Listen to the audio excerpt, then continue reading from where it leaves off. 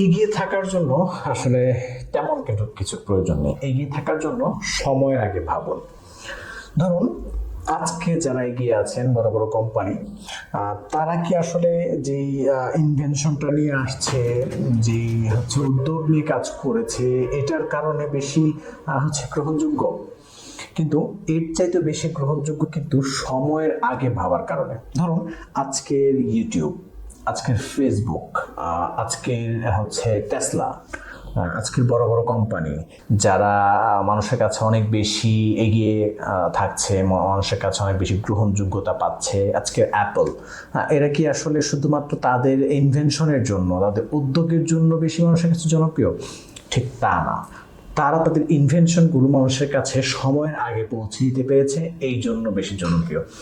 দেখুন ফেসবুকের পরে কিন্তু ফেসবুকের মতো অনেক অ্যাপ, যেগুলো সামাজিক যোগাযোগ মাধ্যম হিসেবে পরিচিত, এমন অনেক অ্যাপ এসেছে। ভিডিও স্ট্রিমিং প্ল্যাটফর্ম যেটা ইউটিউব, সেটার পরেও কিন্তু অনেক ভিডিও প্ল্যাটফর্ম এসেছে যেগুলো কিন্তু মানুষ অনেক পছন্দ করে, কিন্তু ইউটিউবের মতো জনপ্রিয়তা কিন্তু কেউ পায়নি। টিকটক বলেন বা স্ন্যাপচ্যাট বলেন, এমন অনেকগুলো এসেছে। ফেসবুকের মতো অনেকগুলো এসেছে, টুইটার এসেছে, লিঙ্কডইন এসেছে, বা আরও অনেকগুলাই এসেছে যেগুলো সামাজিক যোগাযোগ মাধ্যম হিসেবে জনপ্রিয়তা পেয়েছে, কিন্তু ফেসবুকের মতো পায়নি। তাহলে ফেসবুক কেন এত বেশি পেল?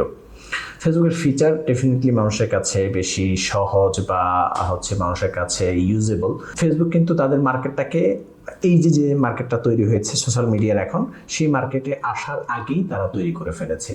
সেই মার্কেটে আসার 5-10 বছর আগেই তারা ভেবে ফেলেছে যে ভবিষ্যতে এই মার্কেটটা অনেক বেশি ডেভেলপ হবে। অ্যাপলকে যদি আমরা বলি, অ্যাপল কিন্তু ভেবে ফেলেছে যে হচ্ছে তারা তাদের যে ইনভেনশন আছে, তাদের ফোনের যে কোয়ালিটি আছে, এটা মানুষ, আমরা যদি আগে আগে দিতে পারি তাহলে কিন্তু মানুষ আমাদেরকে বেশি গ্রহণযোগ্য মনে করবে। এই জন্যই কিন্তু তারা তাদের মার্কেট ভ্যালুটা ধরে রাখতে পেরেছে। ইউটিউবের কথা যদি বলি আমরা, যে ইউটিউবের পরে অনেক ভিডিও স্ট্রিমিং প্ল্যাটফর্মে এসেছে, সেগুলো চাইতে ইউটিউবের গ্রহণযোগ্যতাটা এই জন্য বেশি যে ইউটিউব অনেক আগে শুরু করেছে কাজগুলো। ঠিক তেমনি আপনি এখন যে জিনিসটা নিয়ে ভাবছেন, সেই জিনিসটা নিয়ে হয়তো বা কেউ কাজ করে ফেলেছে, কিন্তু এমন জিনিস নিয়ে যদি আপনি ভাবতে পারেন যেটা আগামী 5 বছর পর মানুষ অনেক বেশি স্বাচ্ছন্দ্যে গ্রহণ করবে, আগামী 5 বছর পরে মানুষ অনেক বেশি সেটাকে গ্রহণযোগ্যতা দিবে, তাহলে কিন্তু আপনি এগিয়ে যেতে পারবেন। ধরুন আমরা একটা বিষয় বিবেচনা করে আপনাদেরকে একটু ভাবিয়ে তোলার চেষ্টা করি। যেমন ধরেন নোকিয়া ফোন আসলে কে না চিনেন? ছোট থেকে আমরা যারা হচ্ছে 90-এর দশকে আছি, সবাই কিন্তু নোকিয়া ফোনটাকে সেই আগে থেকেই, অনেক ছোটবেলা থেকেই চিনি। নোকিয়ার একটা ফোন, নোকিয়া অনেক ভালো ফোন বানায়, নোকিয়া অনেক গ্রহণযোগ্য একটা কোম্পানি। কিন্তু নোকিয়া তাহলে কেন অ্যান্ড্রয়েডের জগতে অনেক বেশি ভালো করতে পারলো না? এর একটাই কারণ হচ্ছে নোকিয়া মানুষের ভবিষ্যৎ নিয়ে ভাবতে পারেনি। এই জন্য নোকিয়া কিন্তু মানুষের কাছে এত গ্রহণযোগ্যতা থাকা সত্ত্বেও, সে আজ থেকে 15 বছর আগে, 20 বছর আগে নোকিয়ার এক একটা ফোনের দাম ছিল হচ্ছে 25-30 হাজার টাকা।